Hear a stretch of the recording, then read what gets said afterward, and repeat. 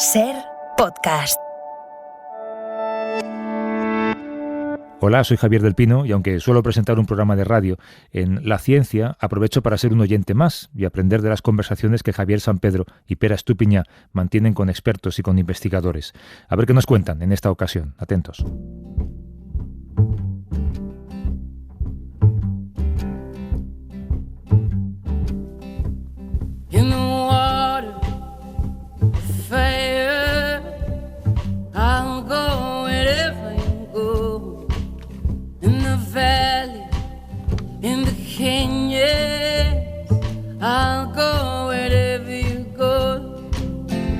Javier Sampedro desde Málaga, Pere Estupiñán en Tarragona. Buenos días.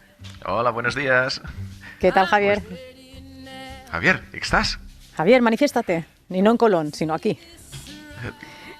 Parece que no lo escuchamos, bueno, por lo menos, ¿eh? Ahora. ¿Qué ha pasado? ¿Qué ha pasado? Sí, perdonadme, es que me he levantado a cerrar una ventana por la canción. Justo ahora que saludaba.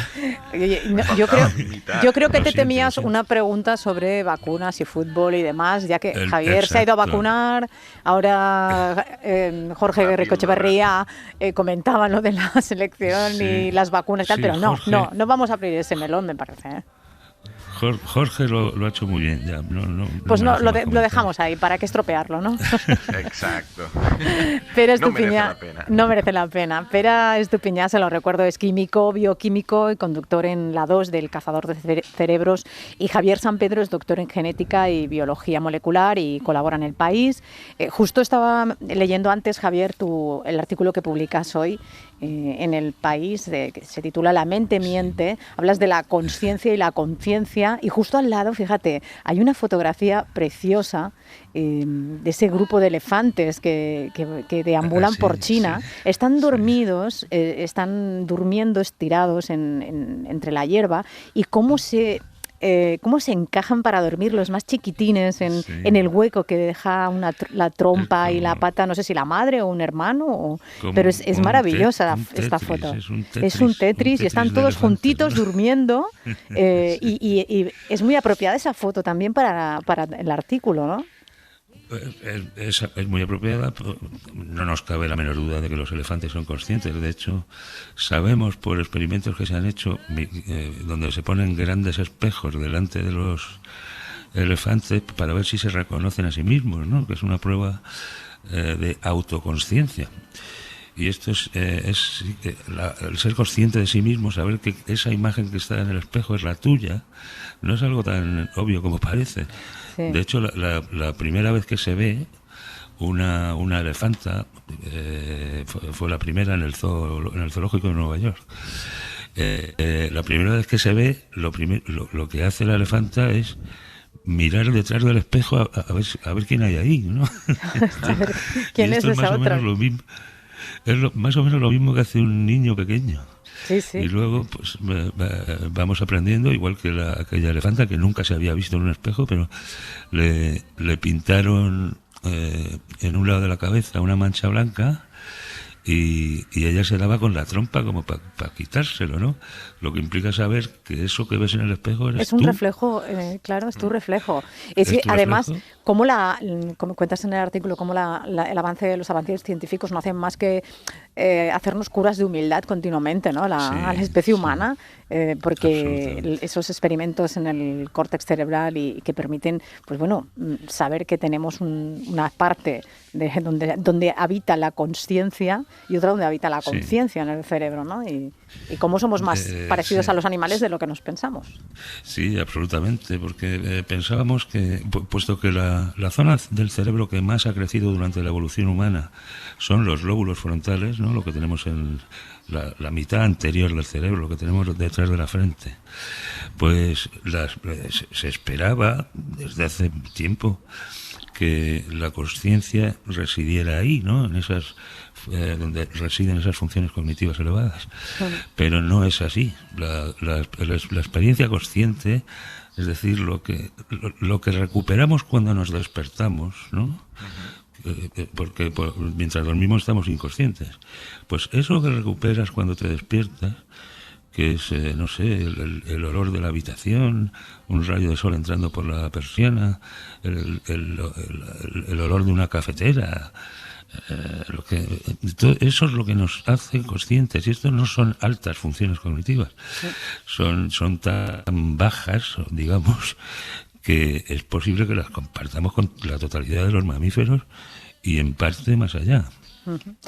Pere, tú has estado en Valencia como jurado de los premios Rey Jaume I. No sé si cuéntanos cómo ha sido la experiencia. También me gustaría comentar con vosotros lo de los nombres, no de los premios, sino de las ayudas y las becas y todo esto. Pero cuéntanos qué tal te ha ido por Valencia. Sí, bueno, que te lo han chivado. No, la verdad es que me hizo mucha ilusión que me pidieran ser jurado de unos premios donde otros miembros del jurado eran premios Nobel, grandes académicos, y además que son unos premios muy reconocidos. Quizás los Princesa de Asturias, los premios Frontera del Conocimiento del BBVA, se conocen mucho de una trascendencia internacional. Lo que tienen de especial los Jaume I es que premian a investigadores españoles, desde que Santiago Grisolía los fundó, que por cierto, Santiago Grisolía estaba allí todavía como presidente del ¿Cuántos jurado años tiene? 98 años. Eso sí lo pregunté. 98 años, Y muy elegante, o sea, se le veía muy mayor, pero muy elegante presidiendo el jurado, y sí que una gran reivindicación de estos premios es apostar por la investigación científica local. Además, en un año como el actual está tan justificadísimo que es que no nos cansaremos de decirlo. Es que si no hay una apuesta más convencida por la financiación, por cuidar al científico, por eliminar trabas burocráticas, después de lo que hemos vivido, es que no sé cómo podrían justificar que no hubiera esta apuesta. Quería comentaros también una de las noticias de la semana, que es la del medicamento para el tratamiento del Alzheimer, ¿no? La Agencia del Medicamento Americana lo ha aprobado, pese que por la vía rápida, se dice, ¿no? Sin unos resultados contundentes, ¿no? ¿Cómo funciona el medicamento, Javier? No solo es que no sean contundentes, es que es muy confuso el resultado. El Alzheimer y otras enfermedades neurodegenerativas tienen una relación muy estrecha con una acumulación de proteínas que se llaman beta-amiloides. Y también otra que se llama tau. Son proteínas implicadas en la construcción del esqueleto de las células, el esqueleto interior de las células, que es importante en todas las células, pero desde luego en las neuronas es lo que les permite formar esas largas extensiones y dendritas, ¿no? Y cuando estas proteínas adquieren una conformación errónea, pues se empiezan a apilar unas sobre otras, y eso acaba perturbando la función de la neurona, ¿no? No está perfectamente claro que esta sea la causa última del Alzheimer, pero desde luego sí que tiene una relación muy estrecha. Entonces, este medicamento, que es un anticuerpo, por cierto que es interesante que lo obtuvieron de una persona anciana que estaba perfectamente lúcida. O sea, alguien que no, digamos que era inmune al Alzheimer, si me permitís usar esa palabra. Y de ahí han desarrollado un anticuerpo monoclonal, ¿no? Que es una forma de producir esos anticuerpos de aquel anciano a gran escala, ¿no? Porque los puedes cultivar y además son anticuerpos puros, no hay una mezcla, sino que son anticuerpos puros.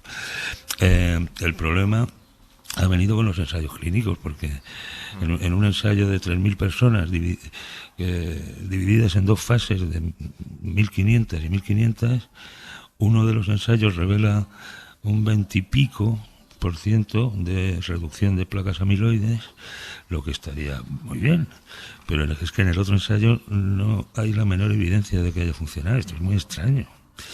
De hecho, la autorización de emergencia esta, o por la vía rápida que decía Lourdes, es condicional a que la empresa haga ensayos clínicos posteriores. Bueno, han dimitido 3 asesores, ¿no?, de la FDA, sí, de la Agencia del Medicamento.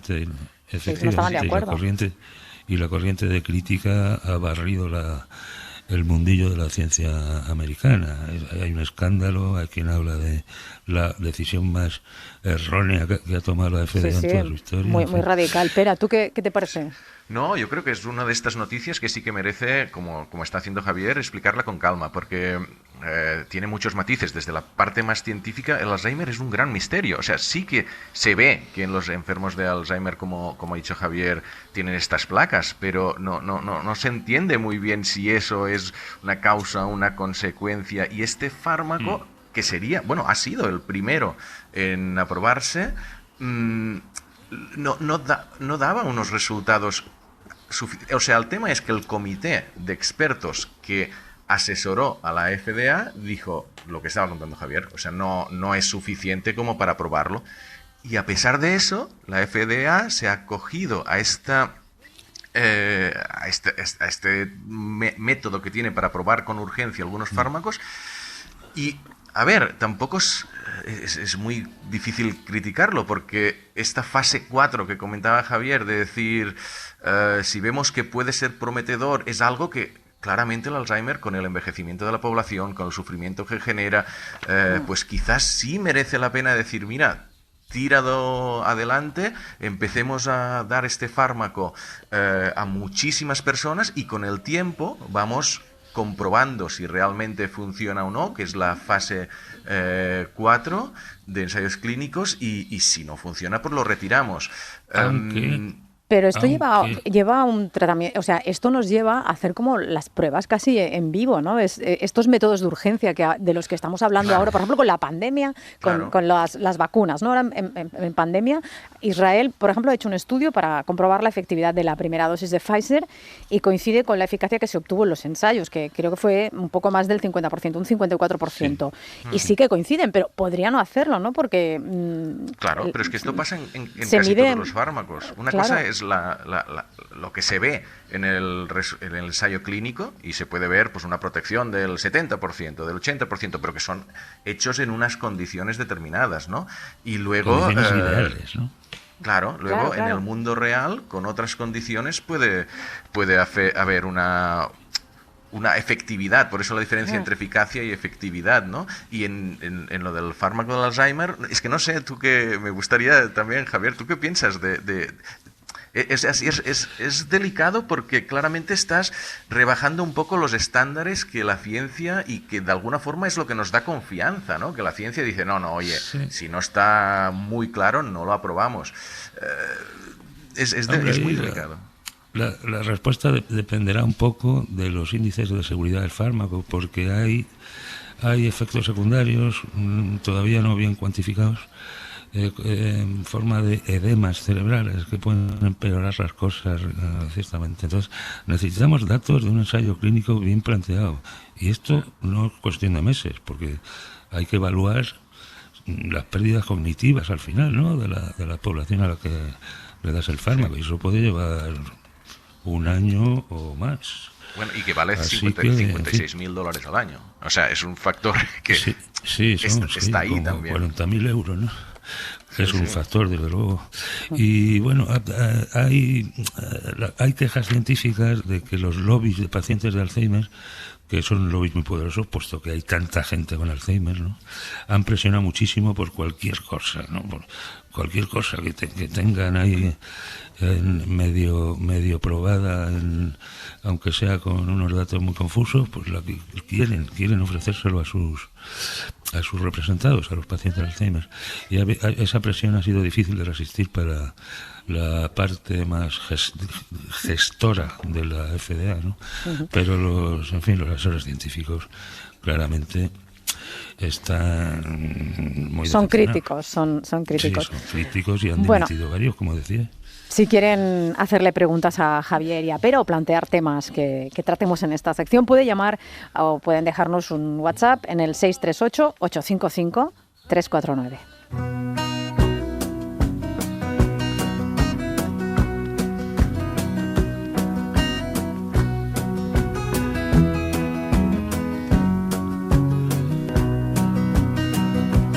If I needed you, would you come to me? Would you come to me and ease my pain? Todos queremos saber de dónde venimos.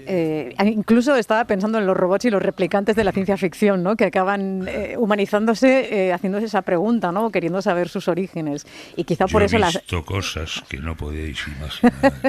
Naves ardiendo más allá de Orión. Ejércitos sucumbir junto a la puerta de Tannhauser. Todos estos recuerdos desaparecerán como lágrimas bajo la lluvia cuando yo muera. Esa es mi línea favorita.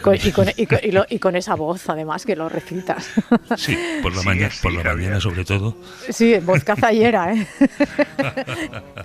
Bueno, pues quizá por eso la ciencia cada vez está estudiando más a nuestros parientes humanos más cercanos, los neandertales. Hace poquito, lo comentamos, se hallaron nuevos restos de hace 70.000 años en una cueva italiana. Que aportan estos hallazgos a la evolución, ¿no? No sé si como científicos vosotros tenéis la sensación de que los neandertales están de moda. ¿Qué sabemos con todos estos descubrimientos ahora recientes? Bueno, es un puzzle que se va rellenando con datos y que va dejando una visión de un neandertal muy cercano al humano. Es decir, todos estos datos que se van poco a poco recopilando, dices, igual no éramos tan diferentes los sapiens de los neandertales. Hay algunos que incluso dicen que somos la misma especie. Lo que comentas de si están de moda, yo sí que estoy de acuerdo en que están bastante de moda, en el sentido de que cualquier piececita de este puzzle ya la comentamos. O sea, hay otras áreas de la ciencia, no diría que son más importantes o menos, o sea, la curiosidad y el conocer, pero como pasó en su momento con los exoplanetas, no sé si os recordáis que salía un exoplaneta en no sé dónde y ya estaban todos lados y dice, a ver, pues uno más, ¿vale? Tampoco es tan trascendente. Entonces hay áreas de la ciencia que se ponen de moda y no digo ni bien ni para mal. Quizás es injusto respecto a otros ámbitos, pero sí que... Bueno, quizá a lo mejor nos fascina que sean unos parientes cercanos, claro, y que desaparecieran de una forma un tanto enigmática, ¿no? Que de repente nos parece como que desaparecieron, ¿no? Sí, coincidiendo con nuestra llegada a Europa, ¿no? Nuestra llegada me refiero a los humanos modernos, los sapiens, que veníamos de África en esa época. Y, hombre, con el margen de unos milenios, los Homo sapiens van apareciendo desde Turquía, más hacia el oeste cada vez, y los neandertales iban como refugiándose reculando para...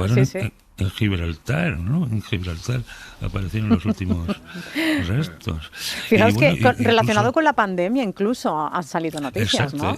Eso te iba a decir, sí, que incluso, puesto que las herramientas están disponibles particularmente desde la lectura del genoma neandertal, ¿no? Que fue realmente un prodigio técnico, ¿no? Eso fue un prodigio de la tecnología del ADN antiguo. Y entonces, con esa herramienta poderosa, pues claro, ahora podemos ver, puesto que hubo cruces, ¿no? Hubo cruces entre neandertales y sapiens, que en ese sentido somos la misma especie, por la definición de especie más aceptada, que es que se puedan cruzar y produciendo descendencia fértil, ¿no? Porque sabemos que una yegua con un burro produce un mulo, pero que el mulo es estéril, no se puede reproducir.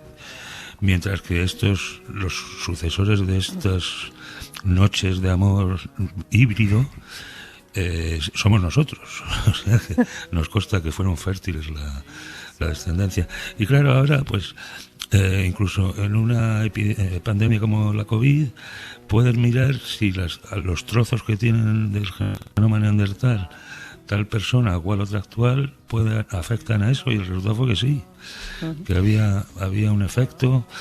Hay varios tipos de datos, ¿no? En algunos genes neandertales protegen contra la COVID grave, y hay otros que en cambio perjudican un poco a su portador. Yo creo que, Javier, es momento para que saludemos a nuestra invitada, que es Lorenza Coppola, es antropóloga forense y profesora de la Universidad Pontificia de Comillas. Buenos días, Lorenza, ¿qué tal? Hola, muy buenos días, ¿qué tal a todos? Imagino que escuchando este inicio de conversación sobre el neandertal, que debe ser apasionante para ti también.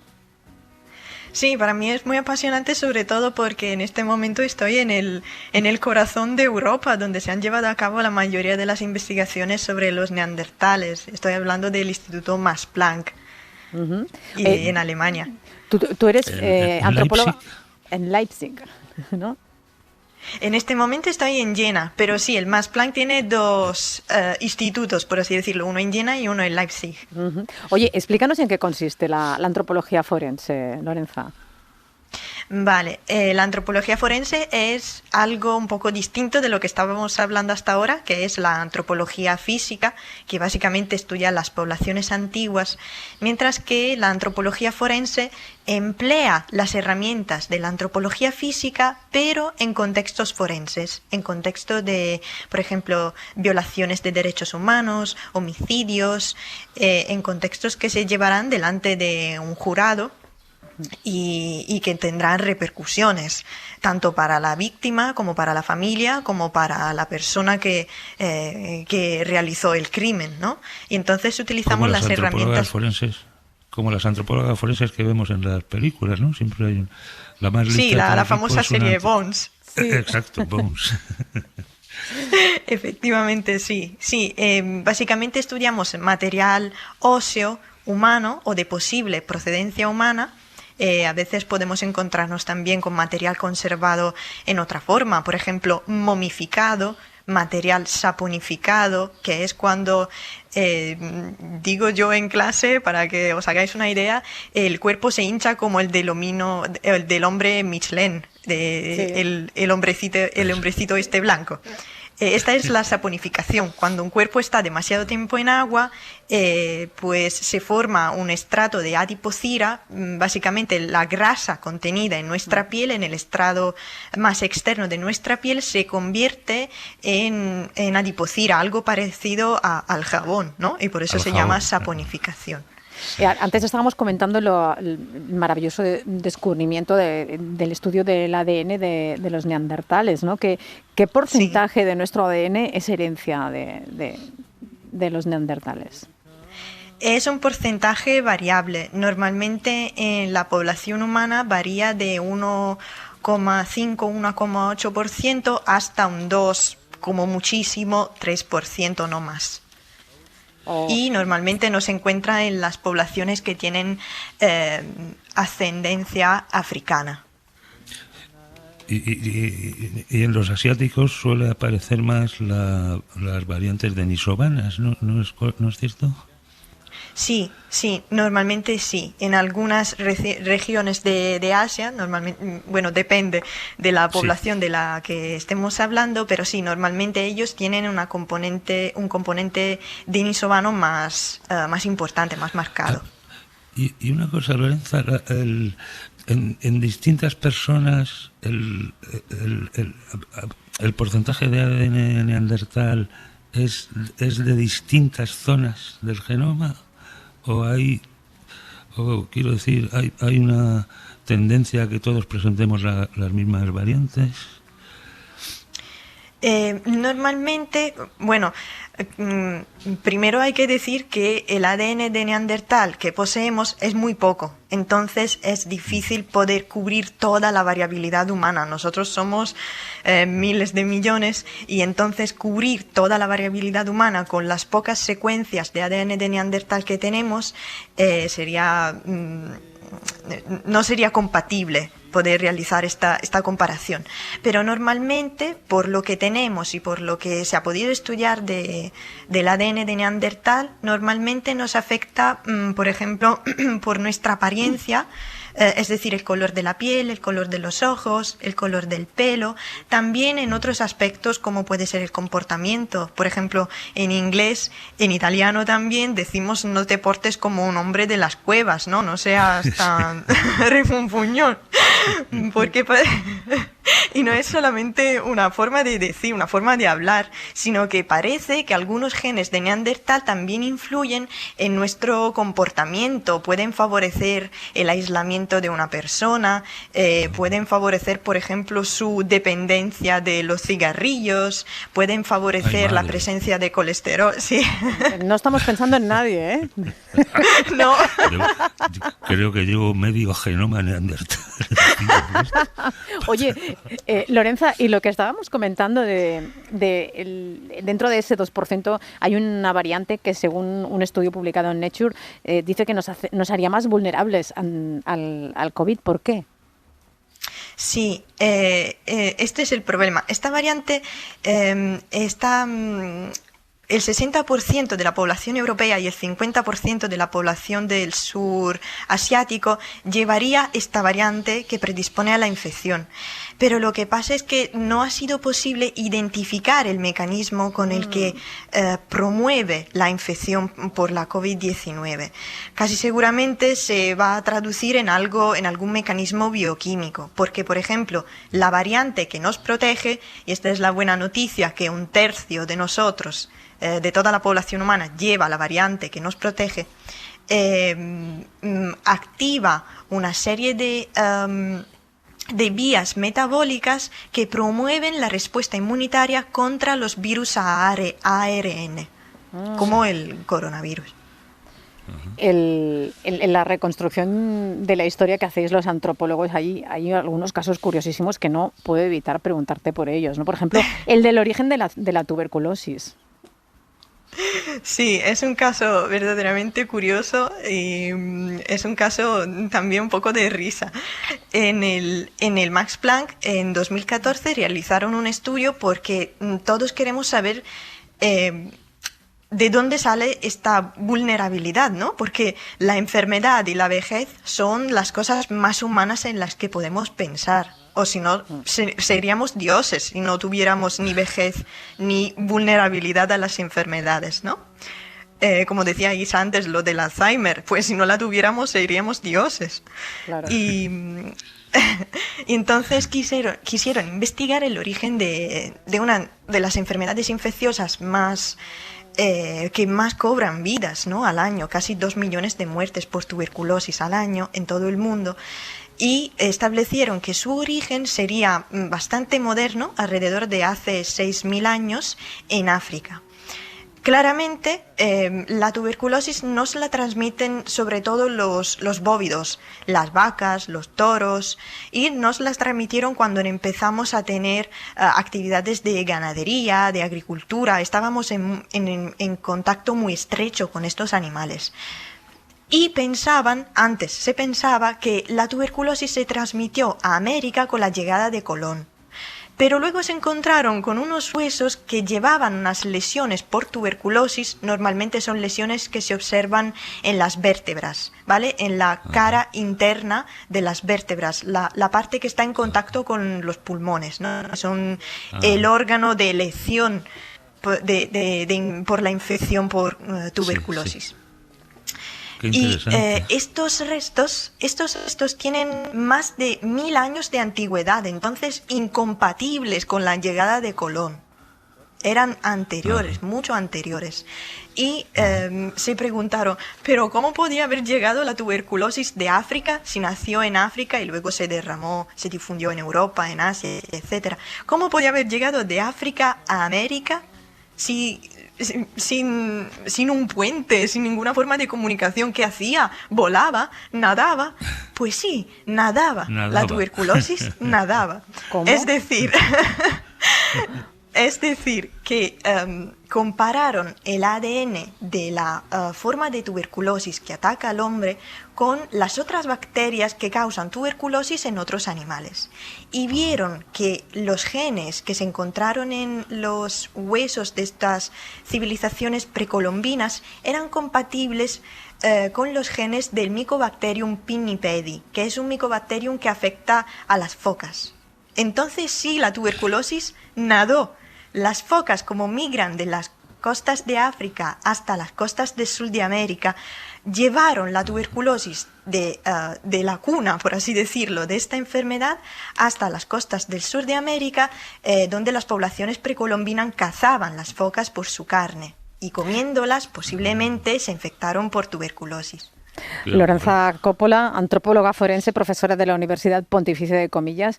Escucharte es tan interesante como cualquier serie de estas que ponen en la que la antropóloga forense es la que resuelve los crímenes. Más, el crimen este de las focas era mucho más revesado. En este caso es un giro de guión que ningún guionista hubiera previsto. O sea, la ciencia siempre nos asombra. Lorenza, muchísimas gracias por estar en el programa. Muchas gracias a vosotros. Salud.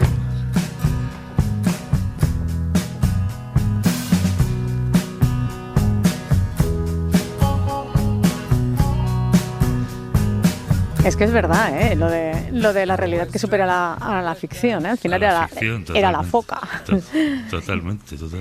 Ya hace años, seguimos un poco imaginando o teniendo imágenes de futuro, ¿no? O de lo que creíamos que era el futuro. Ya hace años que el sector aeronáutico trabaja en el desarrollo de aviones del futuro, naves supersónicas que prometen viajar mucho más rápido, menos dinero, de forma más sostenible.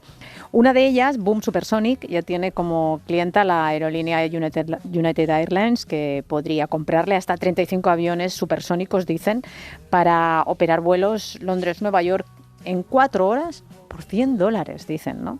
Miquel Sureda es físico, ingeniero aeronáutico y coordinador del máster en Ingeniería Aeronáutica y Espacial de la Universidad Politécnica de Cataluña. Buenos días, Miquel. Hola, muy buenos días. Queríamos hablar de estos nuevos aviones supersónicos que no sé si ya superan los problemas que ahora comentábamos en plan viejuno, aquí Javier San Pedro y yo, del sonido que hacían, el ruido, no sé si la huella medioambiental, etcétera. No sé si esto está solucionado, Miquel.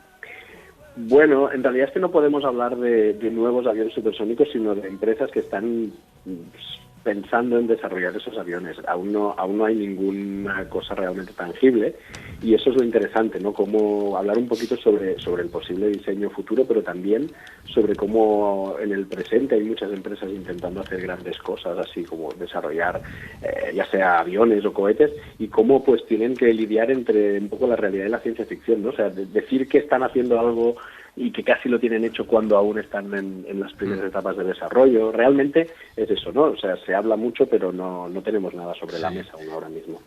Pero avanza rápido. Y me acuerdo, Miquel, que estuviste en el programa hace 3 o 4 años y algo que comentamos es que los aviones parece de las cosas que menos hayan cambiado en nuestro mundo. Te remontas hace 30, 40 años y, hombre, materiales más ligeros, seguro que más eficientes energéticamente, pero no parece algo que haya cambiado tanto. O sea, respecto a esos 3, 4 años cuando viniste, ¿qué ha pasado? Porque en otros ámbitos, mira, el Alzheimer, hay un fármaco allí, o el cáncer, o otras cosas avanzan muy rápido. ¿En esto? Claro, aquí hay diferentes tecnologías que impactan al futuro de la aviación. La otra vez que estuvimos hablando de la posibilidad de que los aviones se conviertan en, ¿no te acuerdas?, en esos taxis que irán por las ciudades, así que llevarán, o sea, prototipos más pequeños y que podrán volar un poco de punto a punto. Eso realmente es una cosa que se está desarrollando y que yo creo que eso sí lo veremos porque es futurista, es una manera de concebir la aviación que es totalmente nueva. Cuando hablamos de aviones supersónicos no estamos hablando de nada futurista, realmente hemos tenido aviones supersónicos en los 70 y en los 80 y han sido descartados porque realmente las compañías nunca estuvieron contentas con ellos. Eran aviones que, más allá del impacto medioambiental y del boom sónico que comentabais ahora, nunca han sido rentables. O sea, las compañías se los han sacado de encima la que han podido porque ha sido un poco impuesto, ha sido un poco político. Todo el tema del Concorde, por ejemplo, ¿no? Fue un avión muy político, pero en realidad, digamos, no era muy difícil sacarle valor. Por tanto, nuevo no es. Lo que es nuevo es que ahora la gente habla de pues unas nuevas innovaciones que harían, ¿no?, que estos aviones pues superarán todos estos problemas. Pero tampoco son innovaciones revolucionarias, no son motores totalmente desconocidos, son pequeños avances. Precio, ¿no? Pero el precio sí sería una innovación, ¿no? Porque estamos hablando de unos costes muy inferiores a los del Concorde. Claro, eso es discutible. Tú sabes que cuando estás intentando vender un proyecto, eres una startup y estás intentando vender un proyecto. Prometes cosas. Dices lo que el otro quiere escuchar. A ver, yo soy un poco escéptico en el sentido, yo sí creo que la tecnología lo puede permitir y creo que si realmente volvemos a ver aviones supersónicos en el futuro, será un modelo de negocio diferente al del Concorde. Serán aviones mucho más pequeños y serán aviones realmente para gente que esté dispuesta a pagar mucho dinero por reducir a la mitad el tiempo de vuelo entre dos continentes, ¿no? Y esto el 99% de la gente pues no lo hace. ¿Quién lo hace? Pues la persona que porque por su valor de horas de trabajo pues sí que realmente no recortar ese tiempo le sale a cuenta, por tanto una empresa será capaz de pagarlo, pero será un modelo de negocio muy dedicado a grandes yo creo que serán precios caros, tienen que serlo, y eso, y aviones pequeñitos porque poca gente podrá realmente permitírselo. Y en cuanto a motores, se habla mucho del motor eléctrico en aviación, y a mí me mostraron imágenes, pero de una avioneta pequeña pero solar, se habla del hidrógeno, y es una donde hay mucha presión, porque claramente contaminan mucho los aviones en cuanto a CO2. ¿Hay innovaciones importantes en esta sostenibilidad?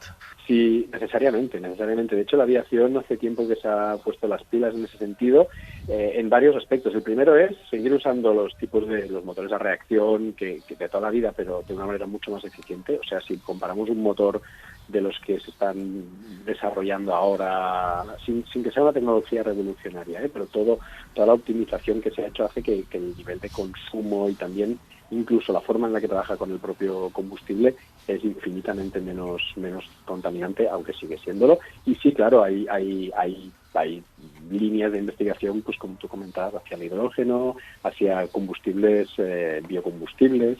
En el caso de estos aviones supersónicos, por ejemplo, ¿no? La noticia esta que ha salido de una empresa que se llama Bumi Supersonic, esta gente asegura que en 10 años tendrán este avión volando y que será un avión que tendrá lo que llaman algo así como net zero carbon, que es básicamente que durante todo su desarrollo, fabricación y luego la operación, el conjunto de todo esto hará que no tenga emisiones, o sea, las emisiones que emite comparadas con las emisiones que reduce, pues se compensen. Y eso lo conseguirán teóricamente, pues no dan muchos detalles, pero con nuevos tipos de combustible. Los motores no serán muy diferentes, pero sí que en principio lo que pretenden es usar pues nuevos tipos de combustible muy basados en eso, en biocombustibles. Yo no sé si el nombre de la empresa es demasiado afortunado para una empresa pero bueno, eso ya sería otra cosa. Eso ya no es una cuestión de física ni aeronáutica, sino de otra. Como decía una compañía mexicana de autocares, antes muertos que tarde. Antes muertos que tarde. Yo lo que estaba pensando es que para lo de ir más rápido, para viajes largos está justificado, pero para viajes cortos, aumentar la velocidad del embarque, de no tener que llegar 1 hora y media antes al aeropuerto. Sí, igual estaría más que la velocidad, exacto. Sí, ahorraríamos más tiempo en eso. De todas maneras, estamos hablando de viajes en avión cuando por el tema del cambio climático y demás se está casi desaconsejando, ¿no? Ahora que decías de trayectos cortos, el uso del avión. Veremos, yo creo que más que la rapidez es la sostenibilidad, ¿no? Lo que nos debería preocupar, Miquel, para el futuro. Claro, a ver, aquí cada uno juega su liga, ¿no? Entonces uno siempre intenta vender las bondades de su propuesta tecnológica. Yo creo, sinceramente, que el futuro es hacia donde estáis comentando. O sea, probablemente en unas décadas, pues bueno, el precio de los billetes de avión tendrá que subir necesariamente, y aunque sea solo porque el combustible será más caro, pero si no porque las nuevas tecnologías probablemente lo necesitarán. Es muy difícil conseguir un combustible tan óptimo desde el punto de vista energético como sería los combustibles fósiles, el queroseno. Entonces, probablemente, pues sí, los trayectos cortos los haremos de otra forma, con tren o con sistemas mucho más ecológicos. Los trayectos largos se harán en avión, aunque yo creo que aquí entra un nuevo elemento del que se habla poco, que son los dirigibles, los Zeppelin de toda la vida, desde que recordamos de hace 100 años. Yo creo que eso volverá a tener utilidad en unas décadas, porque es una forma muy sostenible, es más lenta, pero es muy sostenible de volar. Y sí que creo que habrá propuestas, a lo mejor yo podría decir un poco locas, como eso, ¿no? Que van totalmente contra la dirección de los tiempos, que son esos aviones supersónicos, pero como comentaba, un nicho de mercado muy, muy, muy específico, de gente que cada minuto de su día, digamos, vale miles de dólares. Oye, ¿y estos nuevos Hindenburg no llevarían el globo lleno de gas inflamable? Espero. Imagino que en eso habrá evolucionado. Miquel Sureda, físico, ingeniero aeronáutico y coordinador del máster en Ingeniería Aeronáutica y Espacial de la Politécnica de Cataluña. Muchísimas gracias por haber atendido nuestra llamada. Gracias a vosotros y buen día a todo el mundo. Que tengáis buen día. Pera, Javier, había una pregunta preparada que es muy interesante, no sé si podéis hacer un sí o no. Pregunta María de Madrid, si estás inmunizado y donas sangre, ¿esa transfusión inmuniza en alguna medida al receptor? ¿Sí o no? Que no tenemos tiempo. Pues es posible, pero yo no confiaría en ello. Vale. No hay una respuesta contundente. En cualquier caso, hay que donar sangre, que es necesaria, y bueno, pues si encima inmunizas, pues miel sobre hojuelas, ¿no? Que dice el dicho. Claro que sí. Déjame decir una última cosita. Rapidísimo. Hoy es el 80 cumpleaños de mi madre, justamente hoy, y lo quería felicitar. ¿Cómo se llama la mamá de Pera? Pepita. Ah, Pepita. Nos estará escuchando y le hará ilusión. Pues muchas felicidades. Es una cifra muy redonda. Muchas felicidades. Bueno, espero que lo celebréis bien. Felicidades. Sí, vamos a celebrarlo después. Venga, Gracias. Un abrazo, un beso para los dos. Hasta luego. Adiós. Suscríbete a La Ciencia. Todos los episodios y contenidos adicionales en la app de Cadena SER y en nuestros canales de Apple Podcast, Spotify, iVoox, Google Podcast y YouTube. Escúchanos en directo en la SER los domingos a las 10 de la mañana. Cadena SER. La radio.